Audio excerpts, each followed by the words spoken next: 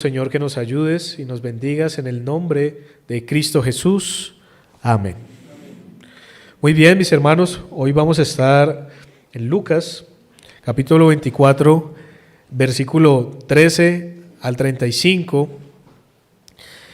Gracias al Señor por más de 2000 años, hermanos, en los que la iglesia ha perseverado, en los que Cristo ha edificado su iglesia.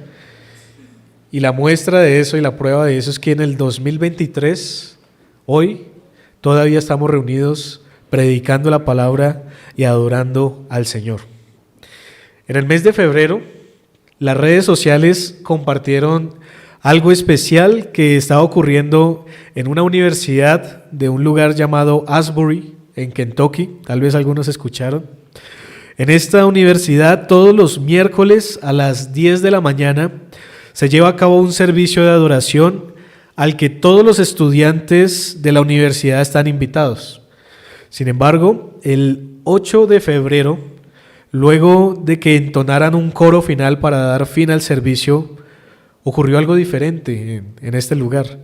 Lo normal era que después de este coro, pues todos se fueran para sus respectivas labores, cumplieran sus respectivas agendas, pero los estudiantes no se fueron en aquel 8 de febrero.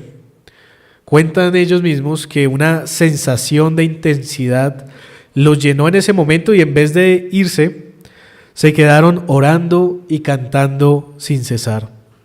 Muchos jóvenes se convirtieron, narra el pastor de esta capilla, dentro de este campus, en este día y en el resto de días que les iba a seguir, porque siguieron asistiendo, siguieron alabando al Señor, siguieron orando al Señor por más de 10 días, 19 días al parecer. Esto es particular, hermanos, porque ya hace tiempo no se escuchaba sobre un avivamiento en la iglesia.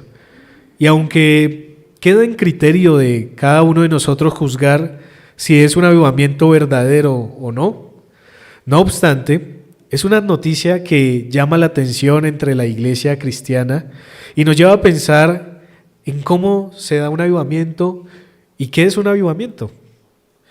Ahora, un avivamiento, dice por ejemplo un pastor bautista que ya partió a la presencia del Señor, que un avivamiento consiste en que Dios toca las mentes y los corazones de una manera arrebatadora, devastadora y exaltadora, para traerlos hacia sí, obrando desde dentro hacia afuera y no desde fuera hacia adentro. Cuando hablamos de un avivamiento, pudiéramos considerar algunos elementos que se dan allí. Por ejemplo, en primer lugar, Dios se hace presente. En segundo lugar, la palabra de Dios es predicada. En tercero, el pecado del hombre es expuesto. En cuarto, la obra de Cristo es valorada como debe ser. En quinto, hay un cambio profundo en el ser. En el sexto, el amor estalla y se llenan los corazones de alegría. Y en el séptimo, se adora al Señor. En eso consiste un avivamiento.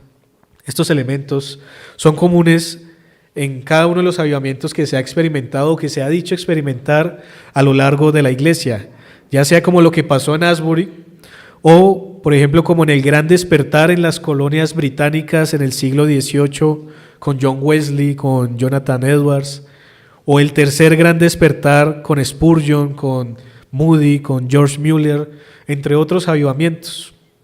Pero uno de estos grandes avivamientos, y muy probablemente el primer avivamiento que ha experimentado la iglesia, es el que se nos muestra en la palabra de Dios.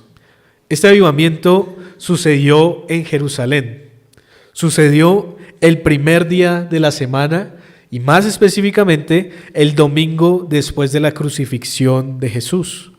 Y Lucas, el hermano Lucas, recopiló en su evangelio los eventos que rodearon este gran avivamiento. Uno de esos eventos que rodeó este gran avivamiento ocurrió camino a una aldea llamada Emaús, en donde dos discípulos de Cristo se encontraron con un momento particular que iba a cambiar sus vidas para siempre. Allí es donde entra entonces Lucas capítulo 24, versículo 13 al 35, que fue la porción que se leyó anteriormente, y que va a ser el texto de nuestro sermón en este día, que he decidido titular Avivamiento en Emaús, renovando el corazón en la esperanza viva y verdadera de las Escrituras. Así que vamos a ir a la palabra y escuchemos lo que el Señor nos tiene para decir hoy.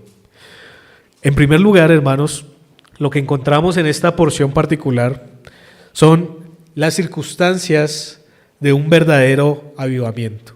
Las circunstancias de un verdadero avivamiento. Versículo 13 dice: y he aquí, 2 de ellos iban el mismo día a una aldea llamada Emaús, que estaba a 60 estadios de Jerusalén, e iban hablando entre sí de todas aquellas cosas que había acontecido.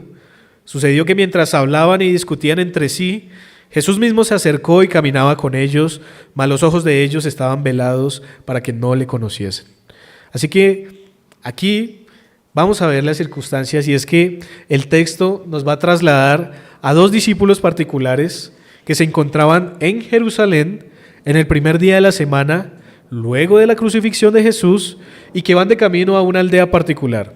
Esta aldea está ubicada aproximadamente, según los teólogos, los estudiosos, a unos 12 a 13 kilómetros aproximadamente del camino de Jerusalén hasta esta aldea. Ahora, Lucas utiliza aquí una medida que era antigua, que era 60 estadios, que más o menos está equivaliendo a esos 12 o 13 kilómetros, lo que equivale también aproximadamente, hermanos, a unas 5 a 6 horas de camino a pie. Entonces estos hombres eran unos buenos caminantes, caminaban de un lado para el otro, y este es un camino largo de recorrer, y se recorría aproximadamente en ese tiempo, teniendo en cuenta la ruta, teniendo en cuenta que de Jerusalén hacia Emaús es un poquito descendiendo, al revés sí tendrían que subir porque Jerusalén estaba en un lugar alto, pero probablemente eso era más o menos el recorrido que estos 2 discípulos iban a tardar llegando de Jerusalén hasta el camino de Emaús. Probablemente también, hermanos, era aproximadamente mediodía cuando salieron estos 2 rumbo a su hogar, porque parece ser que vivían en Emaús. Y en medio del camino iban hablando de algo según el texto. Dice que en medio del camino iban hablando sobre todo lo que había acontecido en los últimos días. Y estos hombres no se percataron mientras estaban hablando de que un tercero les seguía y que se había acercado lo suficiente para acompañarlos y aún para llegarles a preguntar algo en particular. Ahora, también podemos mirar en ese texto, hermanos, por ejemplo, en el versículo número 15, que estos hombres no solamente iban hablando, sino también iban discutiendo entre sí. O sea, estaban como discutiendo, estaban como peleando por algo particular. Al ver a este hombre, que no sabían que era Jesús, que no podían reconocerlos porque el Señor no se los permitió, pues siguieron en su discusión como tal. Parece ser también que estos 2 hombres llevaban unos escritos, y en esos escritos estaban mirando algo, parece ser que era la palabra de Dios, y estaban diciendo: pero esto fue lo que pasó, ¿por qué esto no pasó? ¿Por qué esto fue así? Y es que resulta, hermanos, que los israelitas, los judíos del tiempo del Señor Jesús, creían que iba a venir un Mesías, pero no como nosotros lo creemos hoy día a la luz de las Escrituras, sino ellos creían que iba a venir un Mesías, un rey, un libertador, que los iba a librar de todo el régimen político que existía en ese momento, pero que no iba a sufrir en ningún momento. Es más, los israelitas, cuando por ejemplo interpretaban el libro de Isaías, cuando hablaba del siervo sufriente, los sufrimientos los trasladaban para el pueblo de Israel y las victorias las trasladaban para ese Mesías. Es decir, para ellos en su mente, ese que había sido crucificado se ponía en tela de juicio, porque cómo era posible que el Mesías se hubiera dejado crucificar como ocurrió anteriormente, hace unos pocos días. Entonces estos hombres van discutiendo, van hablando acerca de este asunto, van en un camino que dura más o menos de 5 a 6 horas, ya es mediodía, ya pasó el Shabbat, ya pasó el viernes en el que fue crucificado este Cristo al cual ellos seguían, y por eso están discutiendo. Y allí es donde entra entonces el tercer personaje que nos narra Lucas, y es el Señor Jesús, para preguntarles algo particular. Y lo que les pregunta, según el versículo número 17, es: ¿Qué pláticas son estas que tenéis entre vosotros mientras camináis? ¿Y por qué estáis tristes? Esta pregunta es importante porque nos ayuda a ver cuál era la condición de estos dos discípulos, especialmente al final. Dice que estos dos discípulos estaban tristes. Ahora, esa palabra también se puede traducir como cabizbajos, es decir, se veían tristes y estaban tristes por los sucesos de los últimos días. Esos sucesos habían llenado sus corazones y mentes de dolor y de desilusión. Y es que eran discípulos del que días atrás habían crucificado. Ellos se habían ahogado en un mar de desesperanza y de tristeza.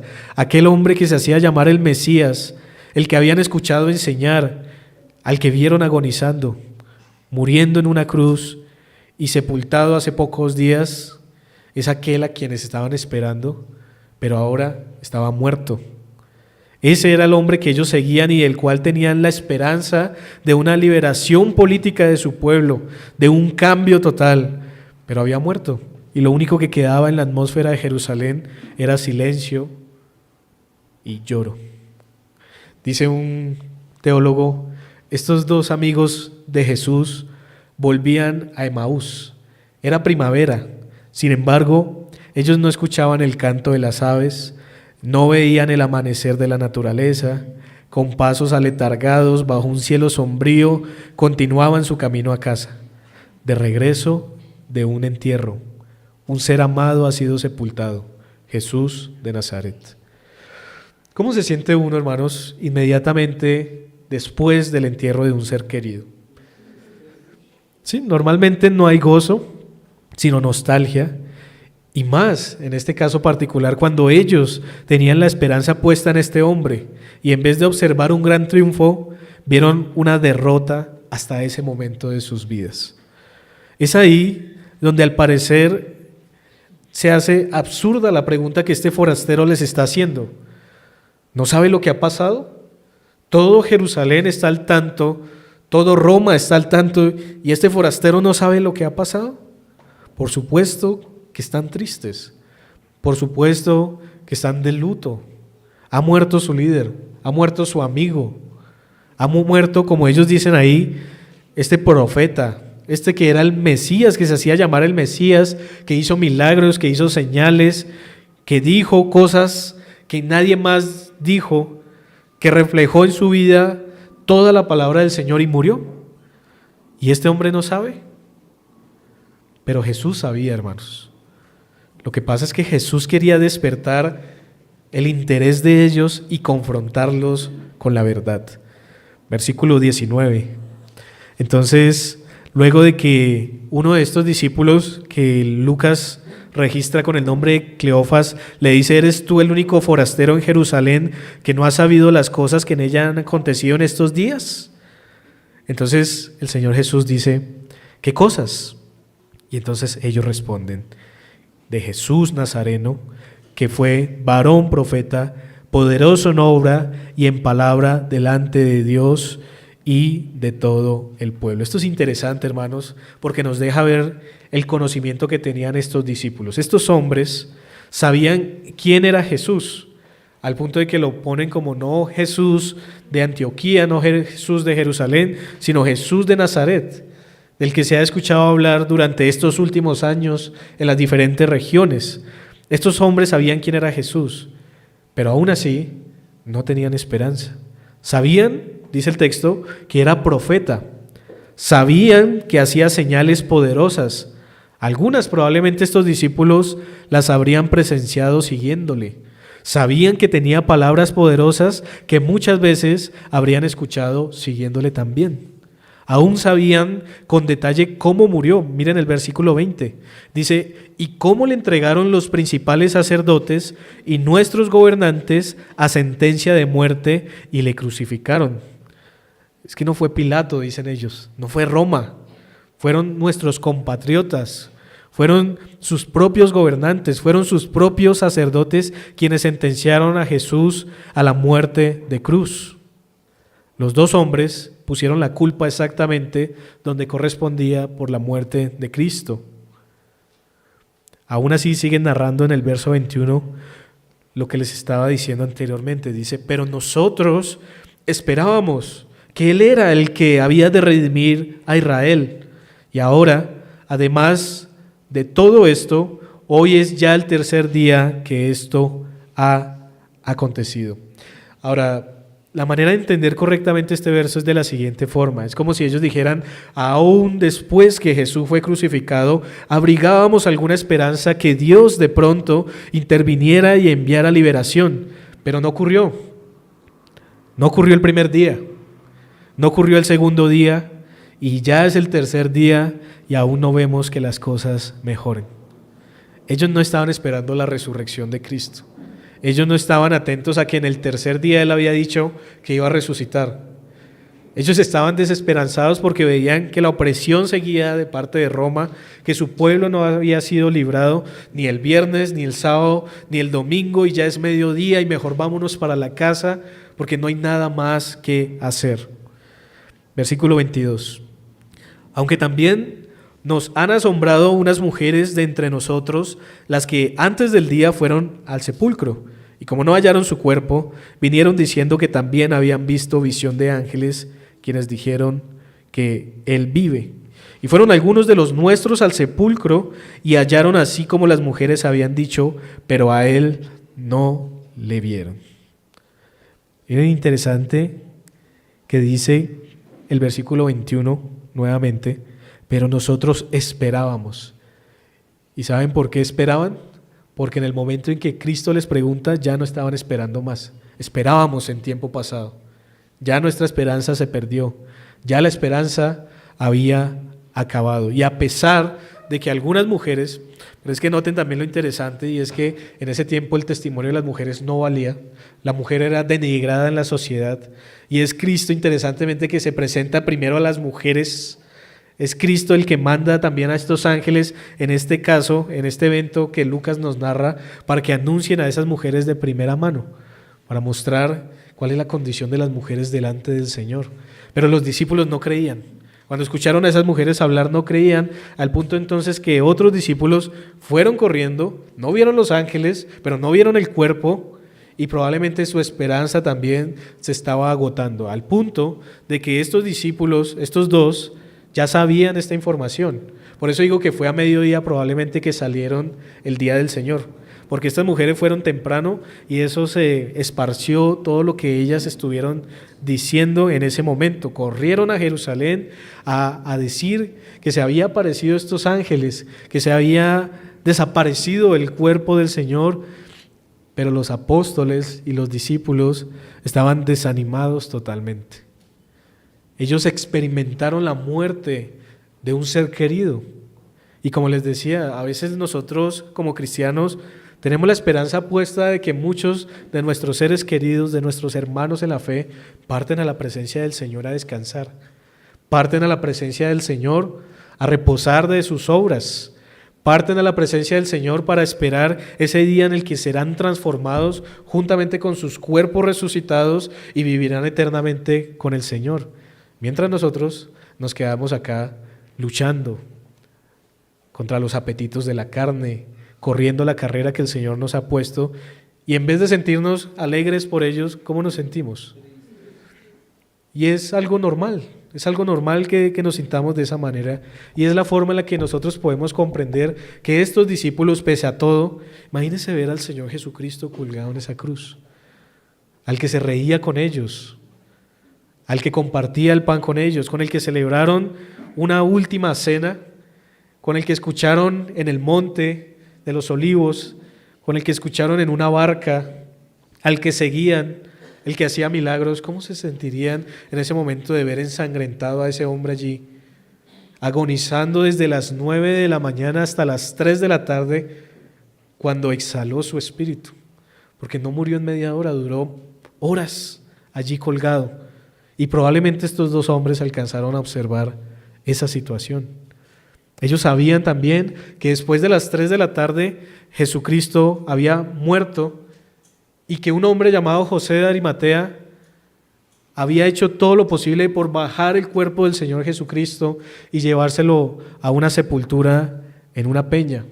Sabían que habían cerrado esa peña, pero también sabían ahora, después de pasar un día de reposo que probablemente fue el día de reposo más difícil, porque el día de reposo, hermanos, en los judíos y los días se cuentan de 6 a 6, no como nosotros. Entonces, el día de reposo comenzaba después de las 6 de la tarde y el Señor Jesucristo murió a las 3 de la tarde.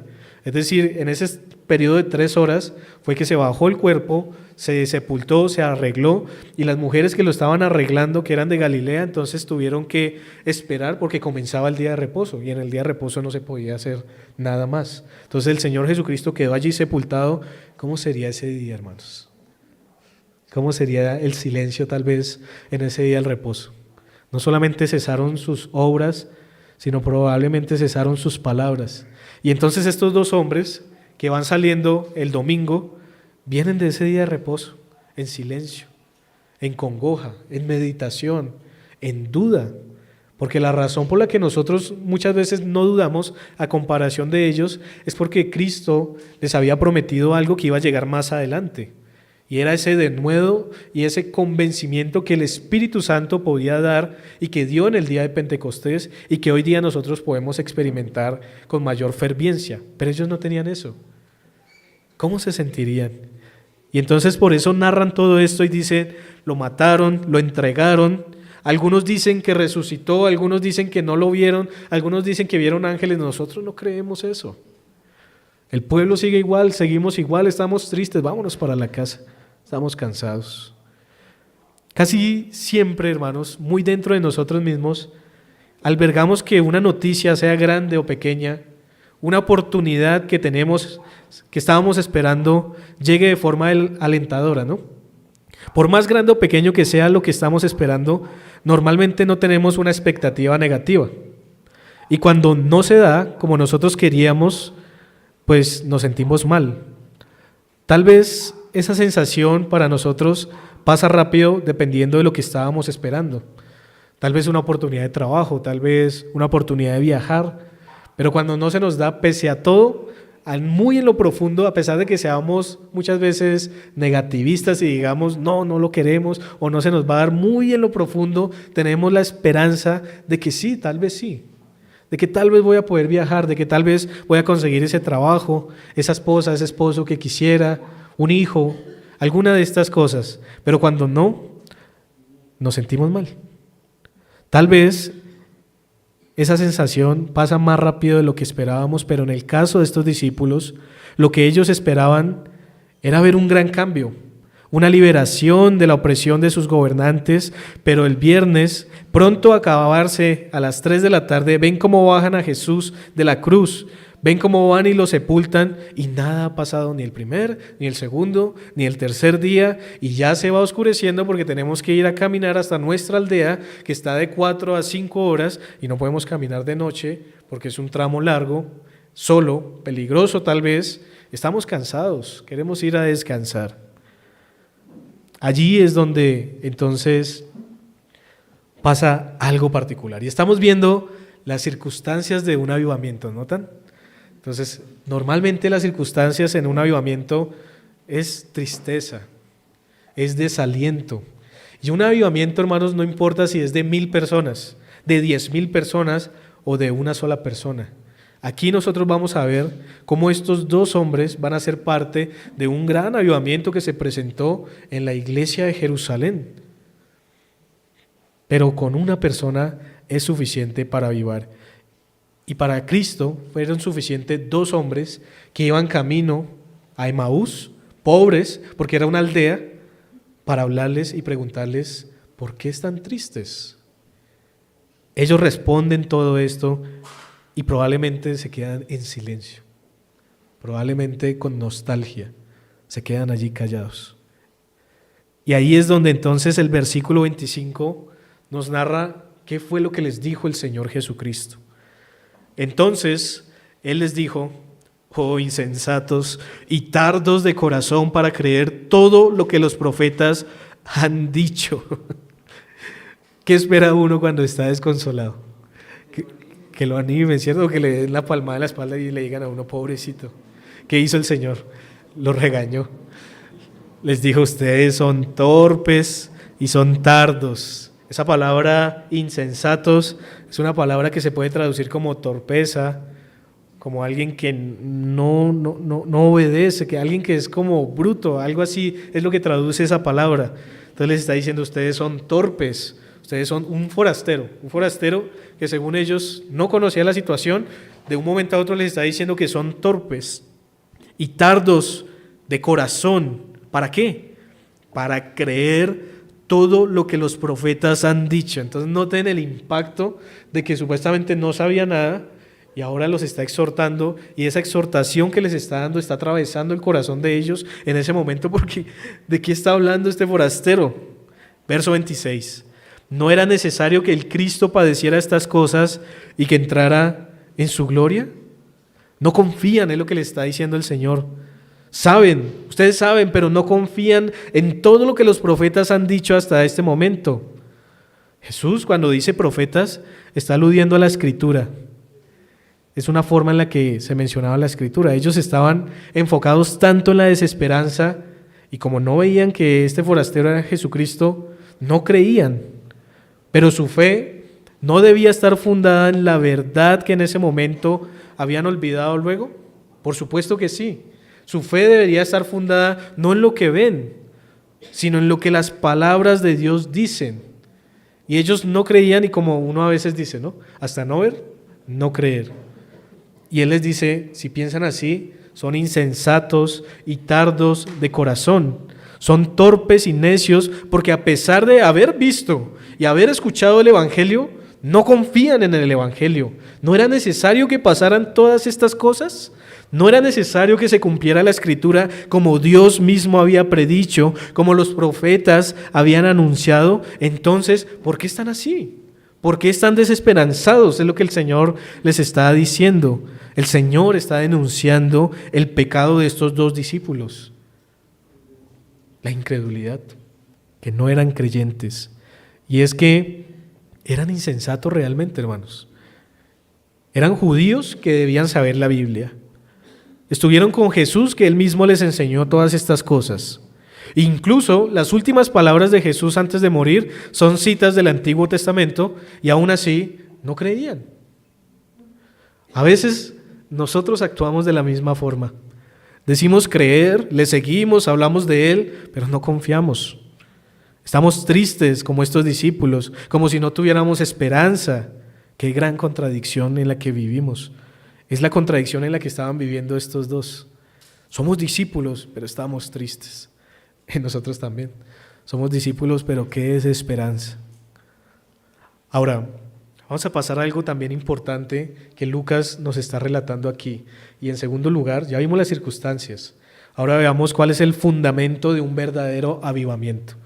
Ya vimos las circunstancias de un verdadero avivamiento, Emaús, todos estos elementos, estos dos discípulos, Cristo hablándoles, Cristo exhortándoles. Ahora veamos cuál es el fundamento. El fundamento de un verdadero avivamiento es así de sencillo, mis hermanos, la palabra de Dios.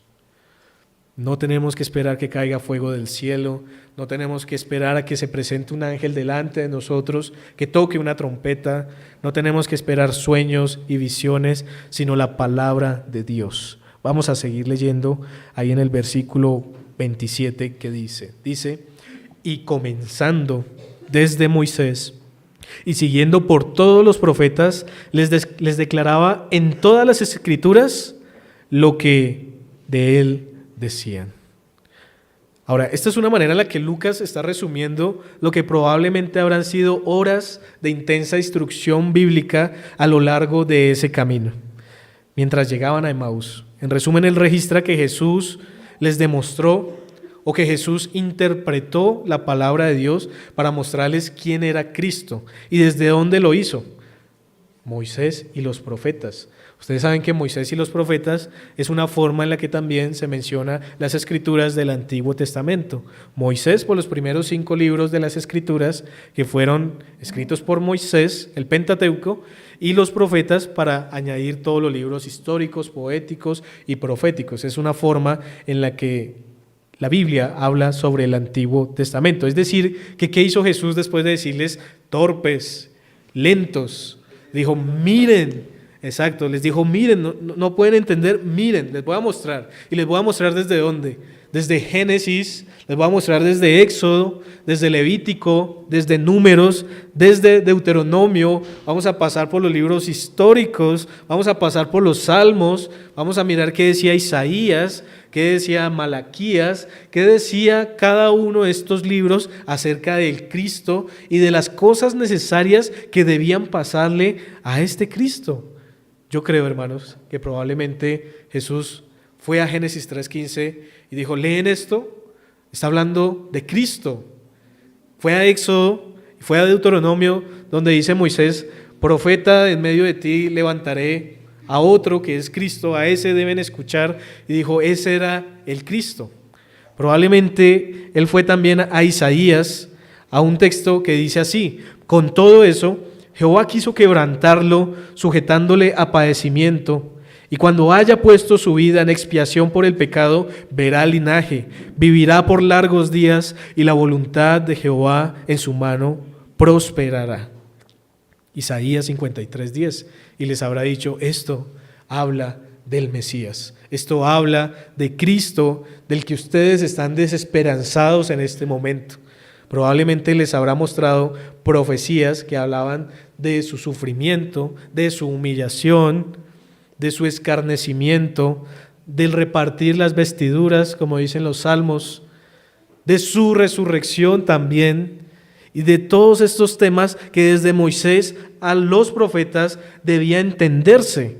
Y comenzando desde Moisés y siguiendo por todos los profetas, les declaraba, les explicaba, les mostraba, les iluminaba en todas las escrituras. Miren el énfasis nuevamente de Lucas en el verso 27. Entonces dice, ¿cuántas escrituras? Todas las escrituras, lo que de él decían. Debió haberles explicado que él vino a salvar a los perdidos, no a liberar una nación como ellos estaban pensando. Yo creo que el Señor les enseñó eso en ese momento, se lo explicó, aunque su interés no era una nación, sino eran las naciones en todo el mundo que tenían que acudir a él. Jesús nos está enseñando el modelo de un verdadero avivamiento.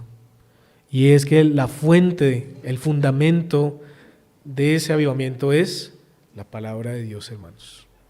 No son los poemas, no son los testimonios, no son oraciones que se repiten, no es la música, es la palabra de Dios. Acá lo estamos viendo, hermanos. Y no solamente eso, sino que vemos la palabra, pero vemos a la palabra correctamente interpretada. Pónganse en el lugar de los discípulos. Ellos no estaban viendo a Cristo, ¿recuerdan? Estaban viendo a un forastero que no sabía lo que había pasado y viene y les interpreta la palabra. Ellos no sabían que el que les estaba interpretando la palabra no era como nosotros, que somos falibles, que a veces nos podemos equivocar en alguna interpretación. Les interpretó perfectamente lo que las escrituras decían, hermanos, infaliblemente. Este hermeneuta que está delante de ellos es mejor que todos los rabinos que conocieron en sus vidas. Es mejor que lo que aún ellos podían comprender y es mejor aún de lo que ellos estaban discutiendo, porque tal vez no se ponían de acuerdo. Entonces uno decía, no, esto como que sí le pasó al Mesías, este no, y viene Cristo y les interpreta perfectamente lo que la palabra de Dios dice. Ahora esto es interesante, porque no fue sino hasta después de que les dio la explicación con el Antiguo Testamento de que el Mesías tenía que morir, que sus seguidores comenzaron a entender lo que había ocurrido en días pasados. Por eso fue crucificado, por eso murió y fue sepultado con los ricos, con José de Arimatea allí en el sepulcro que él compró, y por eso se va a levantar al tercer día. Aquí no nos lo dice, hermanos, más adelante nos lo dice, pero la emoción que sintieron ellos en el momento en que se les estaba interpretando las escrituras avivó sus corazones y eliminó esa desesperanza, esa tristeza que tenían, y empezó a elevarse su alma hacia el Señor y hacia la devoción de seguir como habían seguido en vida a Cristo, ahora de seguir porque estaban esperando ese momento en el que iba a resucitar, y toda una vida para amarle y glorificarle. Eso es lo que ellos estaban sintiendo en ese momento. ¿No lo hemos sentido nosotros, hermanos? Yo lo he sentido, hermanos, cuando escucho la palabra. Creo que ustedes también lo han sentido, mis hermanos. Es el Señor hablándonos. Es el Señor explicándonos y a veces decimos, es un hombre cualquiera. Es un maestro, es un pastor, es mi familiar, es mi amigo, es mi compañero de trabajo. Pero es Cristo mismo interpretando las Escrituras y mostrando cómo desde Génesis, en todas las Escrituras se habla de Él. Ahora, vale aclarar, hermanos. Miren cómo Cristo mismo establece la norma de interpretación. Nosotros no podemos leer Génesis sin ver a Cristo en Génesis. Cristo nos lo está diciendo, Cristo nos lo está mostrando. Éxodo, Cristo. Levítico, Cristo. Ruth, Cristo. Salmos, Cristo. Y cada uno de los 39 libros del Antiguo Testamento apuntan solamente a una persona, el Hijo de Dios, hermanos. Y si no, entonces ¿por qué Cristo hizo esto? ¿De dónde sacó Él? ¿Alegorizó? ¿Espiritualizó las Escrituras? No, las interpretó como debía ser. Y eso fue lo que empezó a darles entendimiento a estos hombres. Así que un verdadero avivamiento, el fundamento de este tiene que ser la palabra de Dios, pero esa palabra interpretada correctamente. Eso es importante. Ahora también, esa palabra debe ser interpretada correctamente, pero también conforme al plan de salvación del Señor. Y es que el Señor toma la Escritura y empieza a enseñarles y apunta a una sola verdad, que es la única que los puede hacer salvos. La salvación no viene por saber cuántos panes estaban en la mesa de la proposición de los panes. La salvación no viene por saber cuántos cabitos tenía el candelabro de la menorá. La salvación viene por el Señor Jesucristo y es a lo que Él apuntó en cada uno de estos elementos. Probablemente mencionó la mesa de proposición de los panes y dijo, este que vino es ese pan que descendió del cielo. Probablemente mencionó la menorá de allí y dice, es Cristo la luz que nos guía y la luz de la verdad. Es a Él a quien debemos seguir. Y es la manera en la que Él lo enseñó y probablemente eso era lo que ellos no comprendían. Mis hermanos, qué tremendo habrá sido escuchar a este hombre sin saber que era Cristo interpretando perfectamente las Escrituras y enseñando que en toda la Biblia debemos siempre ver a Cristo como el centro. Pero hoy le estamos escuchando también a través de su palabra para que seamos vivificados, para que seamos renovados en la esperanza de Cristo, quien ha resucitado para nuestra salvación, hermanos. Así como ellos eran privilegiados, ¿cuánto más nosotros, mis hermanos, que estamos escuchando la palabra del Señor? Hoy la estamos escuchando. ¿Cuál es el resultado entonces de estas circunstancias, del fundamento del avivamiento? ¿Cuál es el resultado de esto? Un verdadero avivamiento. Versículo número 28. Y llegaron a la aldea a donde iban, y él hizo como que iba más lejos. Mas ellos le obligaron a quedarse diciendo, quédate con nosotros, porque se hace tarde y el día ya ha declinado. Entró pues a quedarse con ellos. Y aconteció que estaba sentado con ellos a la mesa, tomó el pan y lo bendijo, lo partió y les dio. Entonces les fueron abiertos los ojos y le reconocieron, mas él se desapareció de su vista.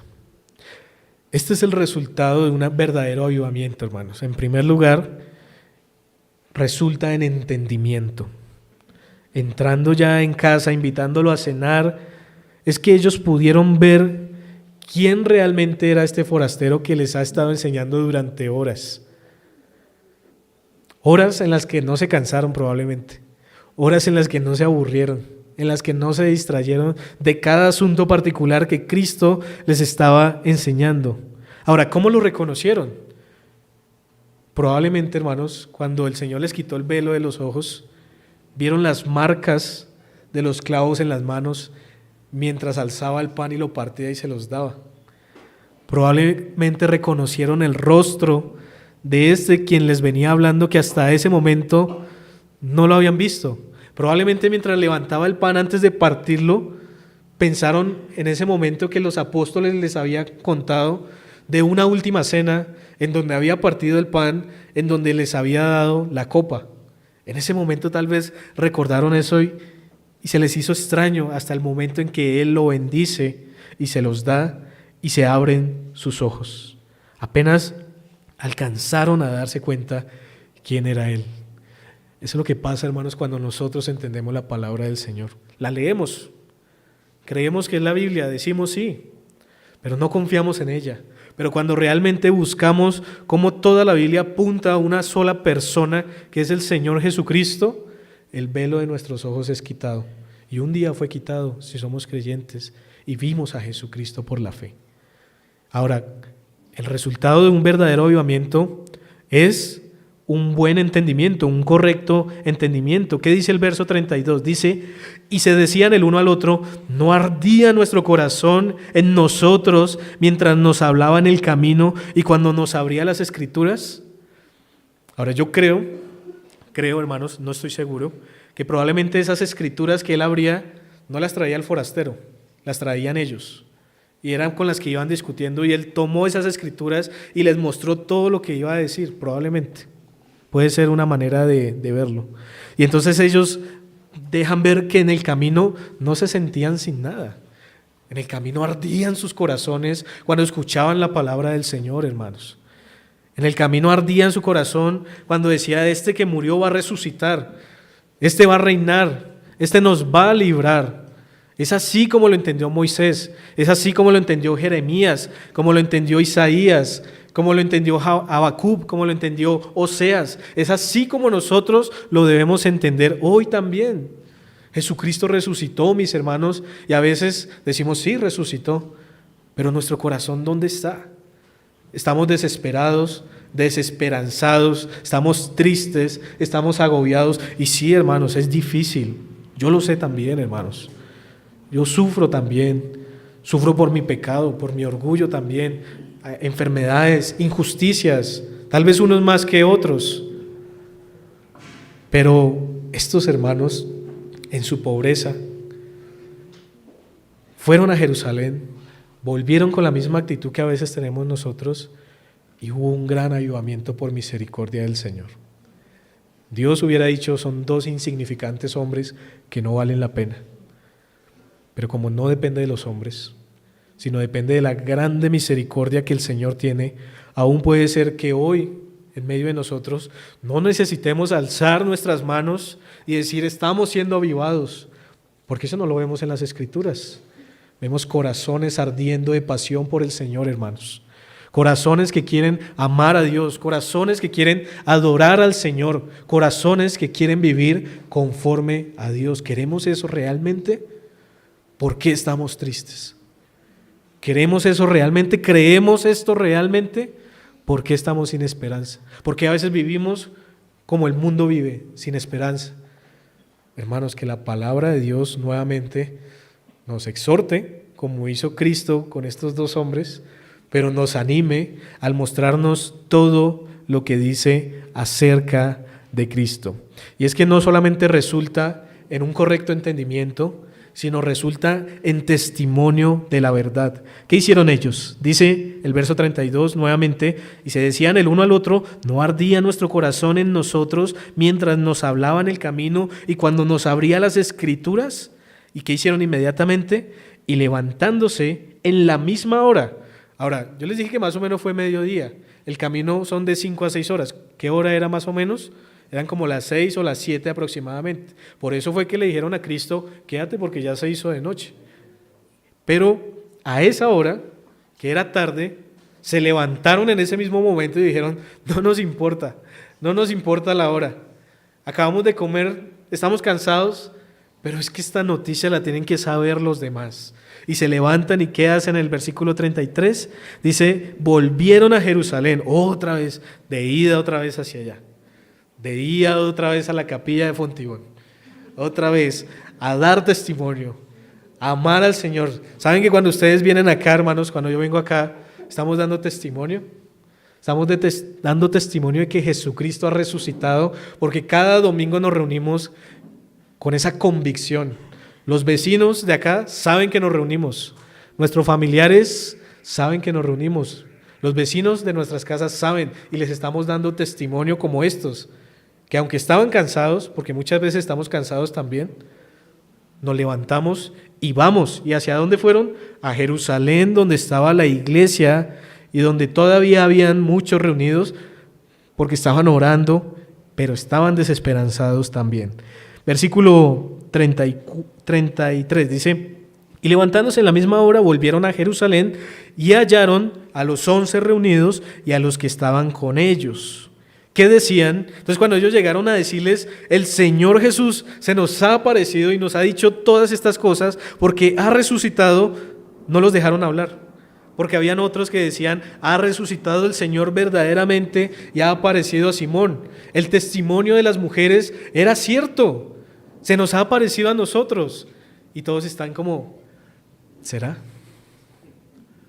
No creo. Y llegan estos dos con ese ánimo, y cuando les corresponde hablar, entonces los dejan hablar. En el versículo 35 dice: entonces ellos contaban las cosas que les había acontecido en el camino y cómo le habían reconocido a partir el pan. Es decir, que resulta en testimonio, hermanos. Ahora, ¿ustedes creerían que si lo dejamos hasta acá, todos dijeron: oh, gloria al Señor, se ha aparecido y este testimonio es cierto? No, no creyeron tampoco. ¿Saben por qué? Miren lo que dice el verso 36. Mientras ellos aún hablaban de estas cosas, Jesús se puso en medio de ellos y les dijo: paz a vosotros. Entonces, espantados y atemorizados, pensaron que veían un espíritu. Nos dice Marcos y nos dice Juan que ellos no creyeron, que todos estos testimonios estaban tan desanimados, hermanos, que no creyeron. Estamos tan desanimados a veces que no nos importa estos temas, hermanos. No le damos el valor suficiente a la palabra del Señor, al punto que ¿qué tuvo que pasar para que ellos realmente creyeran? El Señor Jesucristo en medio de ellos. ¿Acaso el Señor Jesucristo no dice la palabra que está en medio de nosotros en este santo día, mientras estamos adorando al Señor en este culto? El Señor está con nosotros, mis hermanos. Debemos animarnos, creer estas verdades y seguir avanzando en esta vida que el Señor nos ha dado, porque un verdadero avivamiento no solamente resulta en un buen entendimiento, no solamente resulta en testimonio verdadero, sino resulta en una verdadera adoración. ¿Quieren saber cómo termina esta historia? Miren, por ejemplo, el versículo 52 y el versículo 53 de lo que Lucas recopiló para nosotros y de lo que Dios mismo quiso dejarnos para nuestro aprovechamiento y nuestro consuelo. Ellos, después de haberle adorado, volvieron a Jerusalén con gran gozo y estaban siempre en el templo alabando y bendiciendo a Dios. Amén. ¿Cómo debemos estar nosotros, hermanos? Animados, adorando y alabando al Señor, hermanos. Que no nos falte un domingo en el que el Señor no nos va a permitir el poder alabarle a Él, alabar a su majestad, adorarle, hermanos. Eso es lo que produce un verdadero avivamiento. Que entendamos la palabra correctamente, que demos testimonio de ella con nuestras vidas, pero que la adoremos. Nunca olvidemos eso, hermanos. Muy bien, mis hermanos, como conclusión, hemos visto entonces las circunstancias de un gran avivamiento en Emaús, el fundamento de ese avivamiento que es la palabra de Dios y el resultado de ese avivamiento. Pero algunas cosas pudiéramos rescatar. Por ejemplo, como lo he venido diciendo, estos hombres perdieron el gozo de la salvación porque no pusieron la suficiente atención y no creyeron la palabra que se les había mostrado a través de Moisés y los profetas. Quienes descuidan el estudio de la palabra, hermanos, no se dan cuenta de lo mucho que pierden, y no es extraño que miren con tristeza y desesperanza cuando no acuden o no acudimos a las Escrituras. Solo cuando vemos cómo todas las Escrituras se centran en Cristo como la revelación del Dios Trino, es cuando realmente somos capaces de entender las Escrituras. Si la leemos de otra forma, no la vamos a entender, mis hermanos. Debe estimularse también la comunión de los hijos de Dios, como estos hombres querían estar conjunto con los otros para escuchar y dar testimonio, para alabar conjuntos y adorar conjuntos a Dios. El apropiarse espiritualmente del consuelo brindado por la doctrina de la resurrección, produce varias cosas. Produce exclamación, produce doxologías, produce cantos de alabanza, produce expresiones santas para glorificar al Señor. Y la iglesia crece en su entendimiento, pero crece también en número, hermanos, que fue lo que le pasó a la iglesia en Jerusalén. Estos dos volvieron, los 11 que estaban allí, los 120 que estaban reunidos orando, luego 3,000 personas se añadieron, luego 5,000 más, y hoy es el día que estos santos son millones y millones, de los cuales nosotros hacemos parte, porque somos parte de esa iglesia universal en la cual Cristo sigue siendo la cabeza y seguimos anunciando que Cristo ha resucitado, hermanos. Así que, mis hermanos, ánimo con este texto precioso que nos narra una bella historia. La única historia que importa, hermanos. A veces, para terminar, vemos las historias en películas, ¿no? Marvel, Avengers, Capitán América, el héroe, qué buena historia, pero son fantasía. A veces vemos cómics, mangas, animes de muñecos, héroes, poderes, transformaciones, rescate, el mal contra el bien, Star Wars, la fuerza, todas estas cosas, y son buenas historias.